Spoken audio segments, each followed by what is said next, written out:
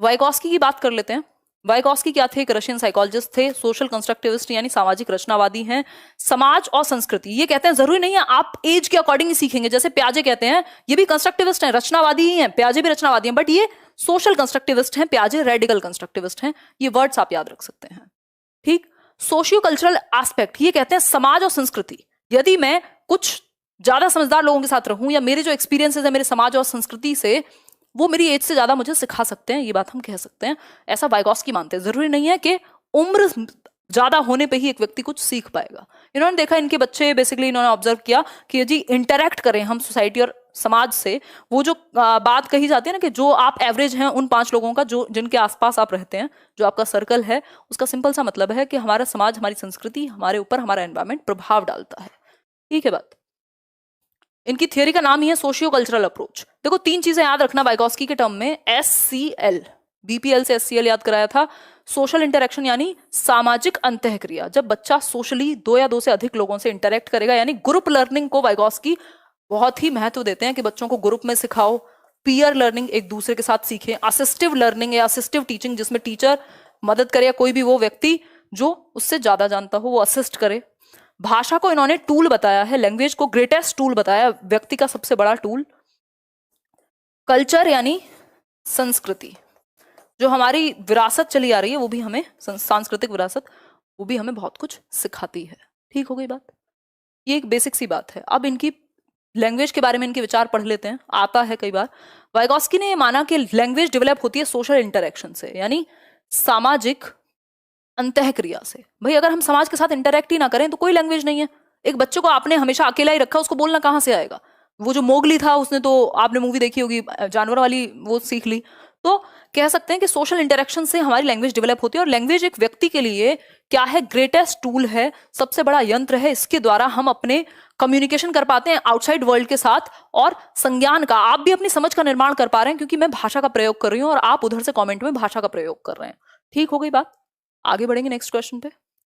3 forms of language. 3 forms of language कौन सी हो सकती हैं? देखो एक बार, सोशल, प्राइवेट और silent inner speech. Social speech वो होती है जब बच्चा 2 साल की उम्र तक आते आते, अभी मैं बताऊंगी स्टेजेस ऑफ लैंग्वेज डेवलपमेंट, वो बोलना शुरू कर देता है एक दूसरे से आसपास, मम्मी पानी दे दो, पापा पानी दे दो, फलाना ढिमकाना, 2 साल की उम्र तक।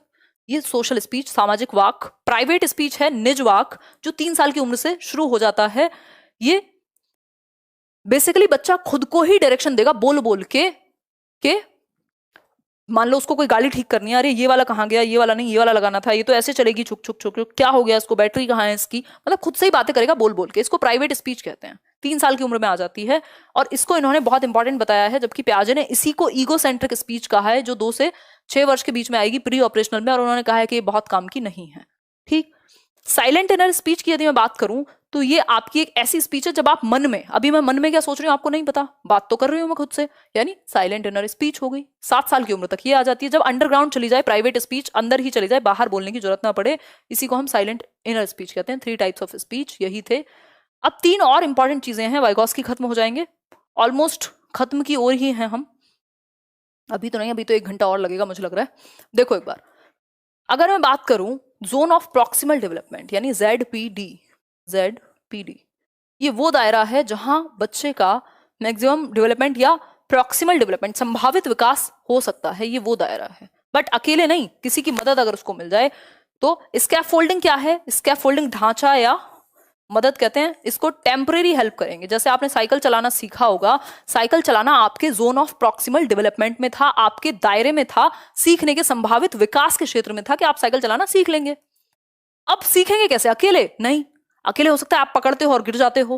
ठीक, तो किसी की मदद से, स्कैफोल्डिंग, जब टेम्परेरी हेल्प आपको मिले, पीछे से कोई पकड़ेगा, आप चलाएंगे, फिर वो धीरे धीरे छोड़ता जाएगा जैसे जैसे आप खुद करते जाएंगे, मतलब टेम्परेरी हेल्प। ऐसा थोड़ी आपको साइकिल चलाने आ गई और एक व्यक्ति पीछे ही दौड़ रहा है हमेशा से, नहीं है पॉसिबल। सिंपल बात है, टेम्परेरी हेल्प उतने समय तक जितने समय तक आप खुद नहीं करना सीख जाते।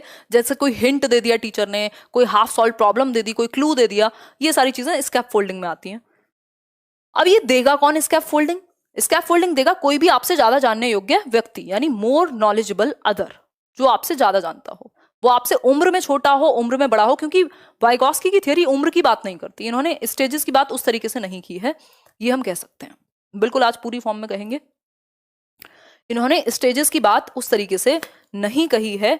तो ये कहते हैं कि चाहे आपसे छोटा हो चाहे आपसे बड़ा हो, अगर ऐसा होता तो शायद आप में से 60% लोग मुझसे काफी बड़े हैं, 25 से 34 साल के लोग हैं जो चैनल पे 60% से ज्यादा लोग हैं, तो कोई अधिकार नहीं होता मुझे यहाँ आने का। बट अगर किसी एक विशेष क्षेत्र में कोई छोटा भी आपसे ज्यादा जानता है तो आप सीख सकते हैं, है ना। आजकल माँ बाप बहुत अच्छा एग्जाम्पल है, उनको फोन चलाना नहीं आता, बच्चों को फोन चलाना आता है, बच्चे मोर नॉलेजेबल अदर बन जाते हैं उनके लिए, उनको सिखा देते हैं, तो वो मोर नॉलेजेबल अदर हो गए। एज का कोई मतलब नहीं है, बस मतलब इतना है जिस पक्ष को वो सीख रहे हैं उस पक्ष को, कोई कह रहा है 36 ईयर्स, बहुत बढ़िया, उस पक्ष में वो बेहतर हो। तो मेरी सीडीपी बेहतर है, मुझे फर्क नहीं पड़ता, मेरी रीजनिंग खराब है तो, वैसे रीजनिंग खराब नहीं है बट मैथ्स अगर बहुत टच में नहीं है तो, है तो हो सकता है आप मुझे रीजनिंग सिखा सकते हो और मैं आपको सीडीपी सिखा सकती हूँ, तो मैं मोर नॉलेजेबल बन गई, आपकी मोर नॉलेजेबल अदर बन गई।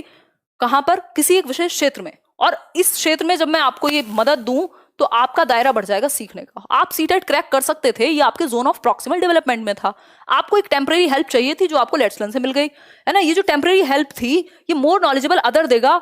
लेट्स लर्न हो सकता है मैं हो सकती हूँ कोई भी, ठीक, कोई 21 साल का भी है, बहुत बढ़िया, अभी तो आपने जन्म ही लिया है। देखिए एक बार, ZPD ये दायरा है कि बच्चा साइकिल चलाना सीख सकता है। स्कैफोल्डिंग ये प्रोसेस है, प्रोसेस को स्कैफोल्डिंग कहते हैं, याद रखना, प्रक्रिया है टेम्परेरी हेल्प की। और ये मोर नॉलेजेबल अदर उसके पिताजी हैं जो उसको सिखा रहे हैं। ये स्कैफोल्डिंग हटा ली जाएगी जैसे ही वो खुद सीखने लग जाएगा साइकिल को। ठीक है बात, आगे बढ़ जाएंगे।